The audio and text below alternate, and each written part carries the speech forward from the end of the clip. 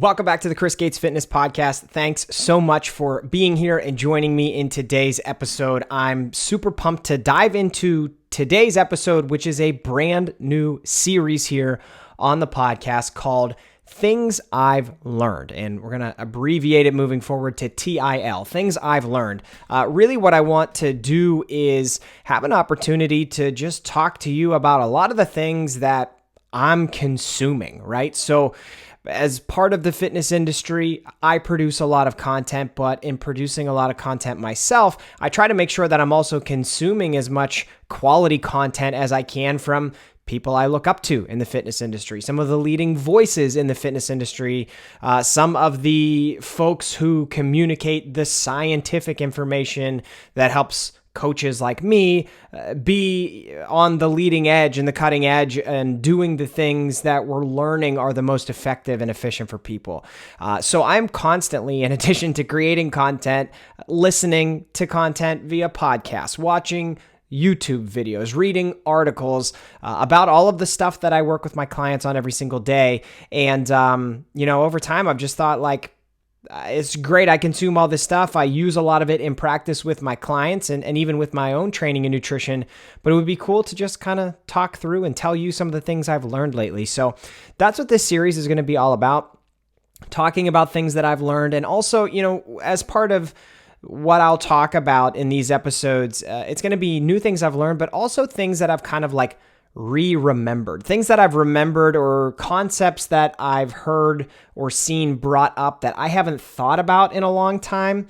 Those are important too. I think part of what really is impactful with fitness and nutrition, and I think this goes beyond the fitness stuff that we normally talk about and just into everyday life stuff when we're talking about building habits and, building anything and moving anything, any goal that you have, moving it in the right direction. It's focusing on key principles, right? And I think oftentimes we human beings need to be reminded of a lot of the key fundamental principles, the things that work, the most important things to focus on. We need to be reminded of those things over and over and over again until they stick.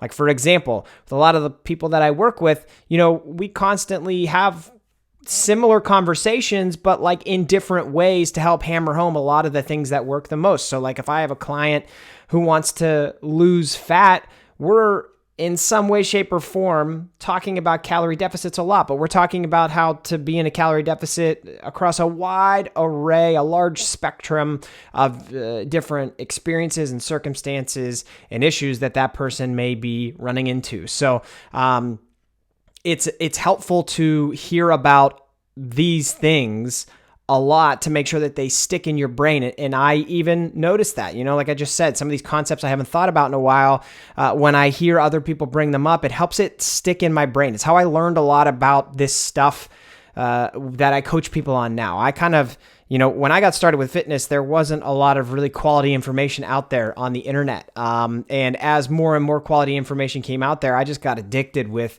learning about it. And so I love hearing about these things over and over and over again from different people with different perspectives. It helps me really ingrain this information in my brain, helps me learn how to manage things with my own training and nutrition, and then also helps me help my clients. So we'll have episodes like this every once in a while, TIL, Things I've Learned, when I gather up a batch of topics that I think would be beneficial for us to run through. So I have 6 topics for today's episode.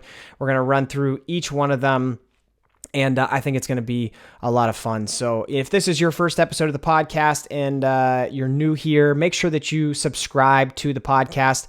I publish video episodes of these podcasts on my YouTube channel. You can subscribe to my YouTube channel so you never miss an episode. And then obviously I post the audio to every podcast platform. So wherever you're listening or watching this, make sure that you follow along so you get every episode. And there is going to be a link in the show notes to this episode to my mailing list. I've been saying this a lot lately. It's great to follow me on social media. I really appreciate that. But when you follow anybody on social media, you're subject to the algorithm. And that means you're not going to see every single post that person posts. It used to be that way, but that's not how social media works anymore. But the cool thing about my mailing list is that I email my mailing list once a week with the new content that I have produced, and it goes right to your inbox. And your inbox isn't subject to an algorithm. You just get the emails that you signed up for. So if you sign up for my mailing list, I'll email you once a week, let you know the newest piece of content that I have published, and that way you're able to get everything, and hopefully all that content is super helpful for you to manage your goals and whatever you want to do with health and fitness. So again, that link is in the show notes, and you'll also get a bunch of free stuff if you sign up, which is cool. You get like a 21-day program for your training. You'll get a diet guide for your nutrition. You'll get a free cookbook. So it's definitely worth it if you want to give that a look. But yeah, let's dive into this first episode of Things I've Learned. I got a bunch of stuff I want to share with you today. I hope that you enjoy it. And without further ado, let's dive in. All right. The first thing that I've learned is it's actually something I've learned through practice, through trial and error, and just things I've learned about my own life as I've evolved as not only, a business owner, a coach, somebody with multiple jobs, and somebody with a family now. As a parent, I've really found that, like, as a person, my perspective on things has changed, and I've evolved in the way that I approach things in my life. And what I've been learning lately is just about priorities, man. And so this is going to fit more into the category of like lifestyle habits. And I'm sure you probably know that while hitting your workouts is important and tracking your nutrition can be important, and making sure you get enough protein, like these little details, these things that we want to do from a fitness perspective, those all matter. But like your lifestyle routine is really the thing that promotes where you go with your health and fitness. So this fits into that lifestyle bucket, if you will. And I've just noticed some really dramatic shifts that have occurred for me as a human being, as a parent, and as a coach and business owner since our third child arrived a couple of months ago. So since our third baby got here, I've had a really dramatic shift in terms of how I view work. And I'll be completely honest with you. I used to be a workaholic. And I think I still probably could be considered that. I coach people full-time. I also have another full-time job. So just by the nature of having two full-time jobs, I'm working a lot. But in building my coaching business, it's been kind of like an obsession of mine because I love helping people. I really want to help people. I really want to be able to make a huge impact in the world and in the fitness industry with my coaching philosophy, the way that I interact with people, and how I can help. And that obsession, that passion has led to, over the years, especially the last 2 to 3 years as I've seen my coaching business really grow, it's led to a lot of working, like a lot of really early mornings, a lot of late nights. And just to give you a little picture, a little window into what my day-to-day had looked like, and I'll say had because it's changed recently, but prior to baby number 3 getting here, what you're looking at in terms of my day-to-day is I would wake up in the 5 o'clock hour so that I could hammer out like an hour or two of work before the rest of my family woke up. And then we would do, the wake up, get up routine, get ready, get the kids off to school. And then I dive into my other job. And I do that job until about lunchtime, and then I work my coaching job, or I go train. And then I dive back into my other job until the end of the day with that. And then I go pick up the kids, and we have a few hours together as a family to do, dinner time, bath time, story time, bedtime. And then after that was all done, after bedtime, after the kids were in bed and asleep, I would come back down into my office and then work another hour or two. So you're looking at like 5 a.m. to 8 p.m., maybe 8:30 p.m. on a consistent basis, like pretty much every single day. The weekends are a little bit different, but at least Monday through Friday, that's typically how it would work. And I quickly found that that's not going to be possible anymore with 3 kids, because we have 3 kids that are very young. They're all under the age of 4 at the time of recording this podcast. But They all have like slightly different routines and certainly different needs. Our oldest is, able to handle a lot of things on her own now, and she's starting to learn how to do that and requires like less constant attention, whereas the newborn obviously requires constant attention. And our middle child is somewhere in between.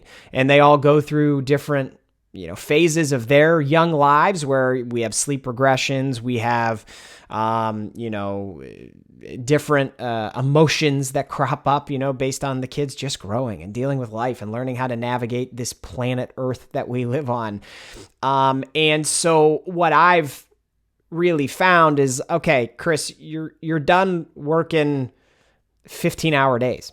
You really can't do that. And not only you can't do that, but I don't know that I want to do that. If I'm being completely honest with you. And that is what I've learned is like, I don't want to do that. I don't want to be working 15-hour days forever, especially when my kids are in this phase of being so young and like all of just the amazing thing. Like they grow so quickly. For any parents listening, I'm sure you know how this operates. They grow and develop so quickly that like, if you aren't paying attention, you're going to miss a lot of memorable stuff that you can never get back. And like I even had this moment lately where we were at the doctor's office just for a regular checkup with the kids, and they were getting their flu shots. And when we were at the appointment, it was taking longer than I wanted it to, than anybody wants it to. It tends to always be how it goes when you go to the doctor. And when we were in the room waiting for the doctor to, come in and see the kids, I felt myself getting like this urge, like, hey, this is taking too long. Like I got to get back. I got to go work. And I felt myself started to get a little bit frustrated. But I was able, when I started feeling that frustration crop up, I was able to actually kind of stop and take a step back and think about, why am I feeling this way? And I dove into my crazy workaholic brain a little bit, and just remembered like, the email that I could respond to right now, or the social media posts that I could edit right now, or the program that I could make a little bit of progress in designing right now, pales in comparison to the health of my kids. And like, it's an interesting, like, obviously when you pull back, that that's the case. But when you get tunnel visioned into a passion or an obsession, like I kind of described it earlier, it's sometimes hard to pull out and realize that. And now I'm getting much better at being able to pull out and zoom out and analyze situations more effectively. I'm not perfect at it. I'm still working at it, but it's definitely something I've learned as our third baby is here now and we have 3 kids. It's just like, I don't want to be working 15-hour days. I want healthier lifestyle habits. I want more balance, and I want to maximize every single opportunity I have to watch my kids grow and develop. And so the way I dedicate my time has dramatically shifted recently. There are no more early mornings. There are no more late nights. I'm getting up with my family. Part of that is a necessity because sleep is at a premium right now in my household. And I just need to get as much as I possibly can because it's hard to get sleep. And so, no more working in the mornings. No more working after the kids go to bed. The work is really condensed into when the kids go to school and then when the kids come home from school. And outside of that, I'm trying to stay away from the computer as much as possible. And it's honestly been a little bit refreshing. What that has meant is I'm producing less content than I used to. I'm writing fewer articles. I'm posting less on social media, but I'm not doing none of that. I'm still doing a good amount of it, probably much more than the majority of coaches do. So I feel good about that. And, I've just been able to nail in on like some of those items that are much more important, not only from a lifestyle perspective and a family perspective, but also a work perspective. And we're going to focus on those big key cogs. And primarily with my coaching business, it's focusing on my clients first and foremost, developing content after that as time allows. So it's been a big shift. And I guess I share that because, I started by saying like, your time with your family is paramount, right? And that affects how you're able to kind of chase all these other things that you want to do with your health and your fitness. So it's been a dramatic shift. It's something that's pushed me out of my comfort zone a little bit because I spend so much time just churning out content, building the business, and having to now like be okay with like, hey, the business is in a good place. You've put in the work for years. You're allowed to take a little bit of time off, not like stop. So I guess time off is not the right way to describe it, but you're allowed to pump the brakes a little bit.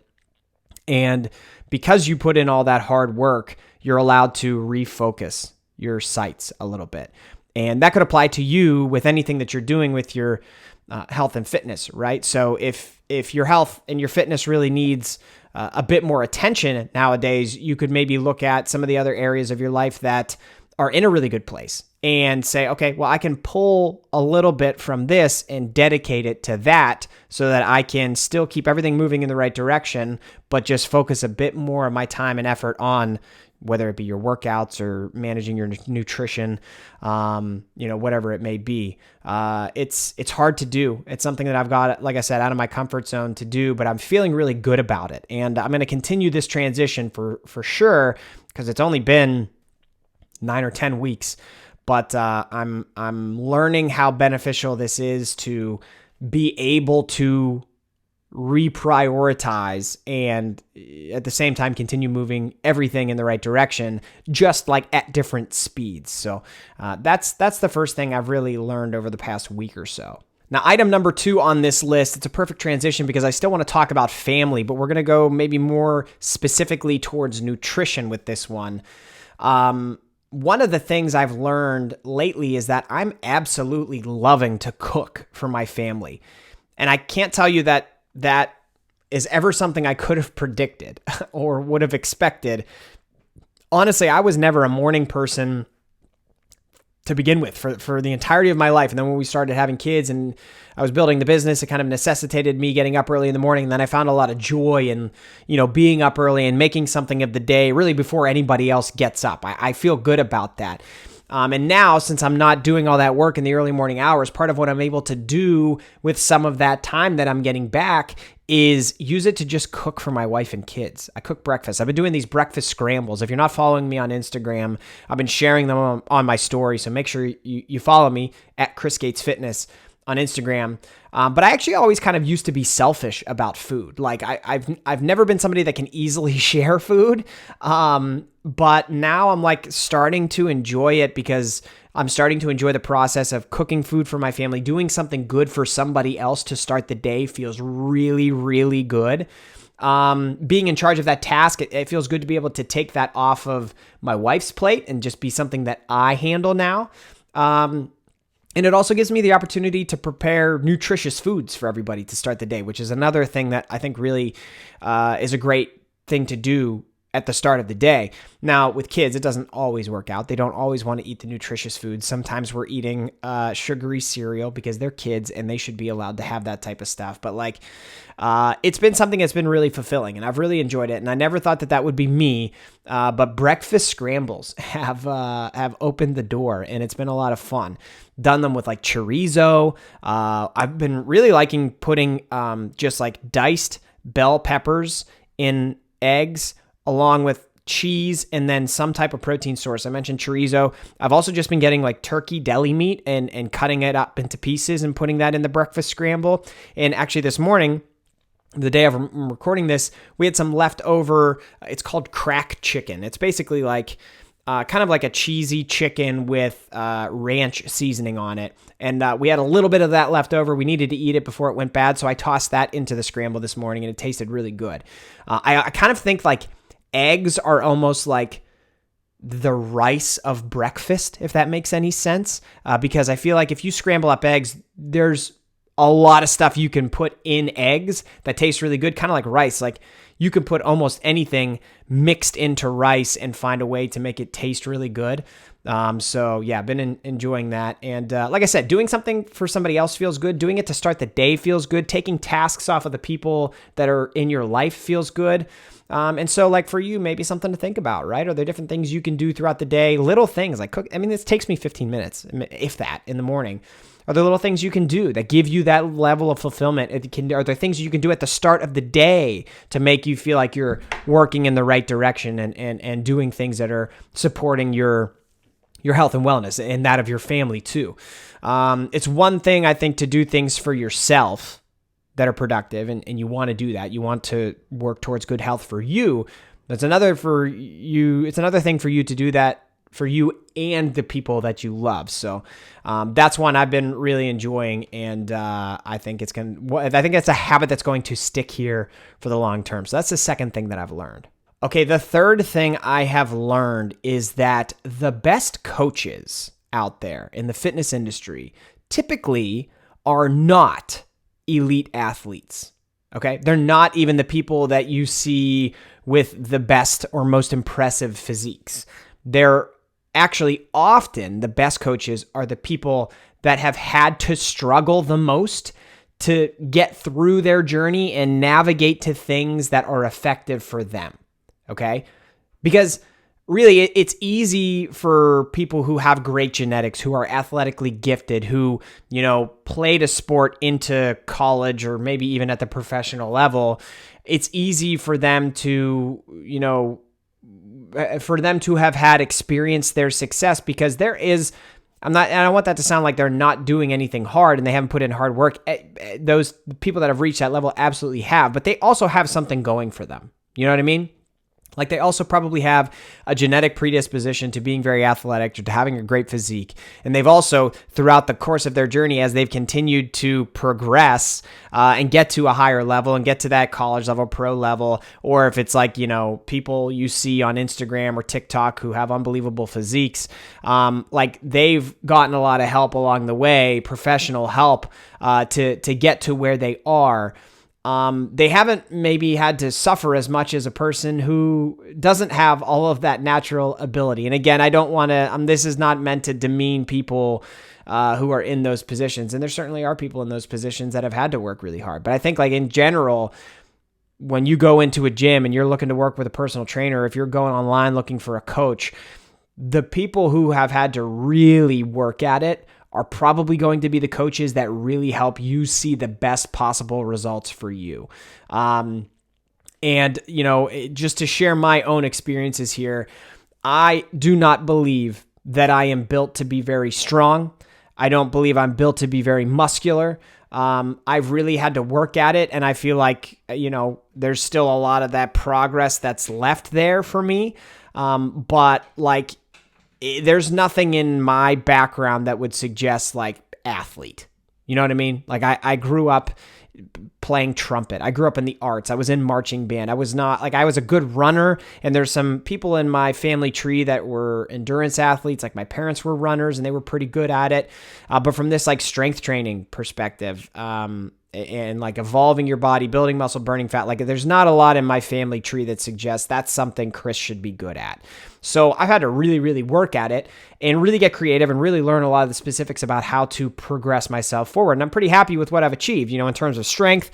Like, I've gotten right around those ballpark lifts for the big three, around like 400-pound deadlift, 315 squat, not quite 275 bench, 255 bench, but I feel like I'm pretty proud of the level of strength that I've got to. I'm pretty proud with the amount of muscle that I've built. If you look back to like where I started, I was an unbelievably skinny kid. There's certainly more progress I want to make, but I'm pretty happy with that as well. But it's taken a lot. Like, I've been lifting consistently for about 15 years. I have more or less not missed a week of workouts or not gone off my program for 9 years now. So it's taken a lot. It's taken a lot, and it's helped me understand how to get results for me, obviously, but then that's helped me understand how to get results for my clients. And I think I know a lot of coaches like this, where it's like, they are not going to be the person that you go on their Instagram page and you are blown away by their physique. But if you sign up to work with them, they know their shit. They know how to read and react to almost every single scenario that you could run into. and they can exhaust every option to help you make as much progress as possible. And I feel like I'm kind of in that category too. So, like I mentioned, strength training and building muscle, and even like the fat loss thing, like I've done that many times. I've done it really, really poorly, and I've done it really, really well. And the really, really poor examples of it have helped me incrementally work towards the really, really good examples of it, which has helped me then once again help lead my clients in the right direction. So I really do believe that it's like the best coaches are not the ones that are going to wow you in terms of like what you see visually. Where they're going to wow you is in the results that you can get because of their knowledge and because they've been able to really apply all of this stuff, all these fundamental principles in different ways for different people to get them to the results that they're looking for. All right, here's the fourth thing that I have learned recently, and it's that you can almost always continue training around an injury.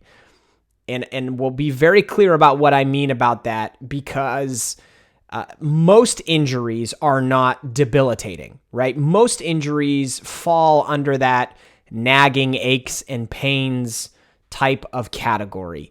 And that's primarily what I mean. But honestly, I mean even like maybe even bigger injuries. And I'll talk through some of the examples here, but like most of the time, if something gets injured, there's still something you can do. And that's the general takeaway I want you to understand here.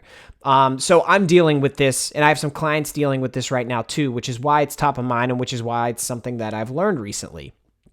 Primarily when you get injured, you have a muscle group or an area of your body that's injured and needs rest so that it can heal. Primarily that means then you need to train around that injury by working other muscle groups and trying to stay active while promoting recovery for the injury. So like I've, for the last couple of weeks, been dealing with this really strange injury it's like the top of my tricep and then almost into like the top of my lat and the back of my shoulder.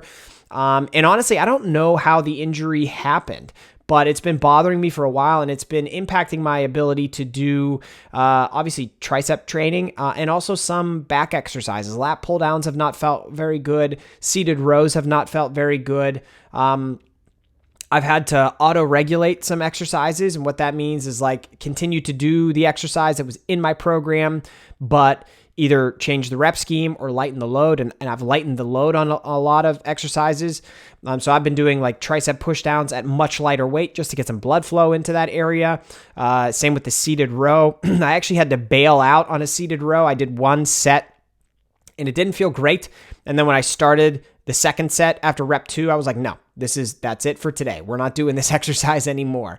And lat pull downs, I've had to shorten the range of motion so that I can continue to do it, but avoid the point of the reps where I start to feel pain in that area. Another example, I've had one client deal with a shoulder injury over the past year where, we really had to be careful about what we were doing with his pressing specifically. So, we learned that incline pressing was kind of out of the question, and any other pressing, whether it be a flat bench press or say a dumbbell shoulder press, we had to lighten the load, really change the rep scheme, go low weight, high reps, and stay far away from failure. Again, to try to like get some blood flow in there, but not aggravate that injury at all. And so we also reduced the amount of training volume that we did for the shoulder area, tried to honestly avoid that as much as we could. And in that period of time, we actually focused on lower body. We said, okay, you know what? You're limited in what you can do with your upper body because of your shoulder. So we're going to do a little bit, right? We're going to promote some blood flow or do a little bit for your upper body. We're going to do a lot for your lower body. And this is a great opportunity for us to shift our focus and just try to, build up the quads, build up the hamstrings, the glutes, the calves. A lot of times, an injury can give you the opportunity to specialize in something that you wouldn't have otherwise specialized on. And so that's what we did with that client. I also had a client suffer a knee injury recently. So we kind of did the flip-flop of what I just described, where with the knee injury, we really had to avoid lower body training altogether. So instead of doing any strength training with the knee injury, he went ahead and focused on steps And we trying to get steps in every day. The air bike also feels good on his knee, get some blood flow to that knee, but he's able to, pedal and use his arms to move the bike. So it really allows him to auto-regulate the amount of pressure he puts on his knee. That has worked out really well. And then that's basically it for lower body. We've shifted all the focus then over to upper body, and we're kind of hammering away at upper body volume now. And it's a great opportunity to try and build some of those muscle groups while the lower body heals. And I explained all those scenarios to you to let you understand if you have a nagging ache and pain, number one, it's important for you to make sure that you're doing what you need to do to get that healed, okay? I don't want you to think that no matter what the injury is, Chris says I should train. That's not what I'm saying. What I'm saying is you can find creative ways to continue training, but let's not get confused. Priority number one is doing training in a way that still allows that injury to heal. So, wherever that nagging ache or pain may be, if you can avoid movements or exercises that actually cause more pain in that area and do exercises and movements that have no pain, do those ones that have no pain. It'll allow you to still be active, and you can probably, with whatever doesn't cause any pain, make that the priority and really try to push it with those while you let your injury heal. It's something that, I think a lot of people just shut things down. Oh, I'm injured. I got to quit. I got to stop until I get better. And then a couple months down the road, you're starting from scratch again because you just gave up on it. And yeah, I get that. You want to heal, but there are ways you can heal while still staying active to try and maintain as much of the progress as you've made until you can get back to 100% across the board. The fifth thing I have learned is I cannot do barbell exercises right now. Now, why have I learned that? Let's talk about barbell exercises to begin with and just the nature of what you're getting into when you do barbell exercises.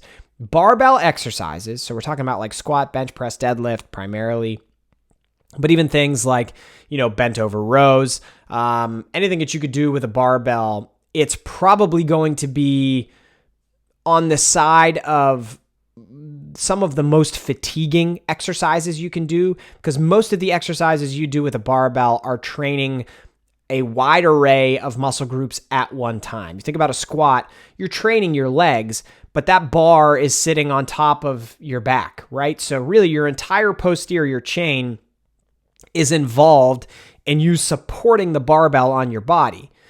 So that's a lot. And then add that to the lower body fatigue that you're going to have in your glutes and your quads and your hamstrings.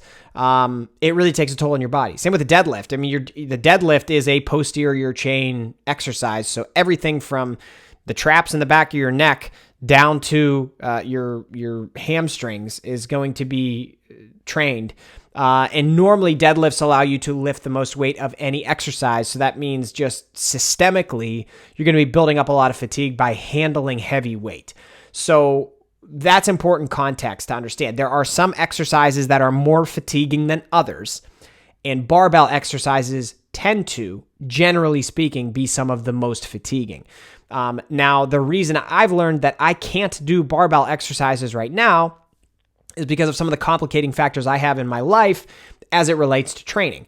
And I mentioned at the beginning of this episode, sleep is just a challenge right now in our household. And with that being the case, you think about what sleep provides to you, to me, to us when we're training.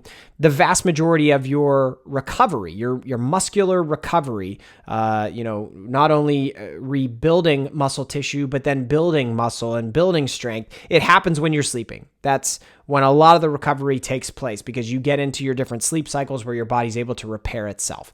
I'm not getting quality sleep right now. It's hard to get long stretches of sleep, which means it's hard for me and my body to be in those deep sleep cycles where the body can really get to a restorative place. So I'm learning that right now for me, a guy that is pretty used to squatting, benching, and deadlifting, I'm learning that that's not part of the equation for me right now. And it's been hard to learn that. It's been painful because I've just noticed with less sleep and trying to continue to specifically barbell squat heavy weight, I'm waking up the next day and the day after and the day after trashed. Like my back, I did it for a couple weeks and my back just never felt recovered because of supporting all that weight on the top of my shoulders.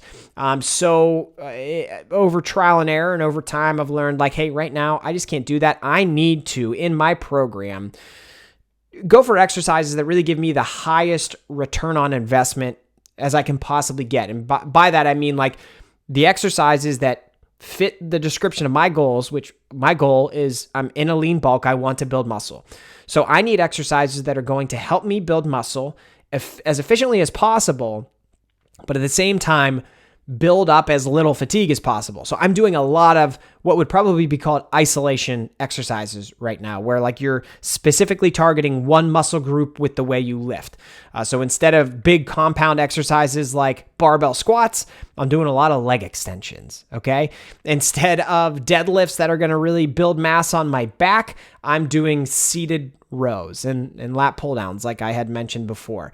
I'm doing a lot of those exercises where I'm still getting, a great stimulus. I'm still really feeling the exercise in the target muscle group. I'm noticing that my body's able to handle that better.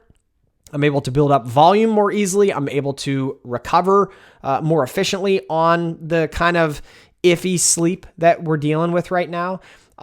It's been a big adjustment, but it's something that, through trial and error, I've learned. And, I think I'm kind of navigating now to the right path where I'm able to be on a program that works best for me for right now. And there will be a time when I get back to those barbell exercises. There's no doubt about that. But right now, it's really not part of the equation. So, that's an important thing that I've learned. And I think for you, that first part that we walked through in terms of just like talking about how there are exercises that are more or less fatiguing than others, that's really important information for you to understand because you're inevitably going to go through periods of life where you have some complicating factors too. Maybe things get really stressful at work. Maybe, you have poor sleep or, you get sick or you're dealing, with any number of factors that can impact your ability to train hard regularly and recover from that training. You can make adjustments to always continue training, but do it in a way that's going to support that phase of life that you're in. And these are some tweaks and some changes that I've made that I think are going to help me over the next few months just navigate this situation until hopefully the sleep situation here at home improves. Okay, and the sixth and final thing that I have learned this past week or so, this is one where it's not really something that I've learned as much as I have just been refreshed on. I've refreshed my memory on this one, and it's about building muscle. So we can really simplify how to efficiently build each muscle or efficiently train each muscle by just looking at what the muscle does, okay? So if you want to build any individual muscle, you essentially need to focus on bringing point A to point B. Now, what do I mean by that? Every single muscle in your body has a point in the body where it originates and then an insertion point on the other end. So if you think about like a bicep, your bicep, it originates up in your shoulder and it inserts down into your elbow. So if you want to train your bicep, you need to find different ways to really bring your elbow closer to your shoulder, right? So if you're curling up, you're bringing your elbow closer to your shoulder. You're shortening that muscle, that bicep muscle, by bringing those 2 points closer together, and that by bending the elbow, right? Kind of the same with like, let's say you want to build your quads. Your quads originate in your hip and they insert down into your knee. So if you want to build your quads, you need to think about ways to shorten the muscle and bring those 2 points closer together. And that's why, a lot of people do leg extensions where you're kicking your leg up, which is initiated by flexing your quad. And the harder you flex your quad, the more you're going to be essentially shortening the muscle and bringing those 2 points together. Every single muscle in the body has that specific makeup. So you really just need to look at how the muscle is essentially set up in your body, and it'll make it very, very easy for you to figure out then how to train it the most efficiently. In order to build muscle, you just got to bring those two ends closer together. And And if you can do that and progressively overload by doing it, you're going to build muscle. You're going to see progress. Another one, like let's think about chest press. Your chest, a lot of those muscle fibers originate in your shoulder, and then they insert kind of in the clavicle, in the middle of your chest. So if you think about what do you need to do, you kind of need to bring that shoulder joint closer to the middle of your chest. And when you do that, you'll feel your pec squeeze. You'll see your pec get bigger. You'll feel your pec squeeze, and it'll be shorter because you're closing those 2 points together. It's really like not rocket science. It's actually very simple. And you can go onto Google and just type in, that you're looking for, muscle charts. Like you want to see like a chart of the biceps to see what that muscle looks like. And once you see what that muscle looks like, it's going to be pretty easy to figure out how to train it. So, that's something I've remembered, that I've realized, that I've learned. It's a concept I've been refreshed on, because I think a lot of times, like there's so many different programming techniques you can use. There are creative ways you can set up a strength training program. But at the end of the day, this stuff is basic. And I come back to a phrase I've heard people say before, and I kind of really agree with this, in that like, if you're training consistently for a long period of time and making a lot of progress, you are probably doing the same, give or take, 15 to 20 exercises over and over and over again. And you may be doing different variations of those exercises for sure, but like if you want to build your quads, you're probably doing a squat, and you're probably going to be squatting a lot for like 3 years, 5 years, 10 years. But you could do different types of squats. You could do a barbell back squat. You could do a front squat. You could do a goblet squat. Like there's a lot of different ways you can do it. You're going to be squatting. If you want to build bigger arms, build bigger biceps, you're going to be curling weight. Like there's no other way to do it. You got to curl weight. Now you could be doing standing bicep curls. You could be doing barbell curls. You could do spider curls. You could do incline dumbbell bicep curls. Like there's a ton of different ways to do the curl.